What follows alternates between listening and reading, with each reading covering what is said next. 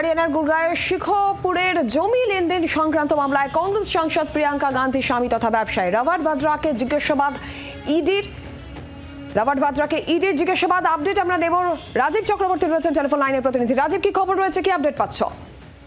দেখো, রবার্ট ভাদ্রার বিরুদ্ধে অভিযোগ যে 2008 সালে একটি জমি তিনি কিনেছিলেন তার সংস্থার নামে, এবং সেই জমি তিনি 7.5 কোটি টাকা দিয়ে কিনেছিলেন। পরবর্তীতে কয়েক বছর পর সেই জমি তিনি একটি সংস্থাকে 54 কোটি টাকায় বিক্রি করেছিলেন। এক্ষেত্রে আর্থিক তছরূপ এবং বেআইনিভাবে জমি কেনা এবং লেনদেনের অভিযোগ তার বিরুদ্ধে রয়েছে। এর আগে 8 তারিখ অর্থাৎ 8 এপ্রিল তাকে ডাকা হয়েছিল সেই হাজিরার বা জিজ্ঞাসাবাদের সমন তিনি এড়িয়েছিলেন।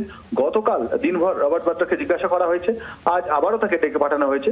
রবার্ট ভাদ্রা তিনি গতকাল ইডি দপ্তরে ঢোকার আগে জানিয়েছিলেন যে তাকে রাজনৈতিক কারণে বিজেপি হয়রানি করার জন্য এইভাবে ডেকে পাঠাচ্ছে, এবং তার দুদিন আগেই তিনি মন্তব্য করেছিলেন কংগ্রেস যদি চায়, হাইকমান্ড যদি চায়, তাহলে তিনি দলে যোগ দিতে পারেন। রাজনৈতিক এরকম মন্তব্যের পর তাকে এই দুর্নীতির অভিযোগে ডেকে পাঠানো নিয়ে রাজনৈতিক মহলে সরগরম হয়েছে। এবং আজকে তোমাকে জানিয়ে রাখি যে প্রিয়াঙ্কা গান্ধী তিনিও কিন্তু ইডি দপ্তরে রবার্ট ভাদ্রার সঙ্গে এসেছেন, এবং প্রিয়াঙ্কা গান্ধী ইডি দপ্তরে রবার্ট ভাদ্রাকে যখন তিনি জিজ্ঞাসাবাদের জন্য ঢুকছেন তখন পর্যন্ত তার সঙ্গে আসেন এবং তারপর তিনি বেরিয়ে যান।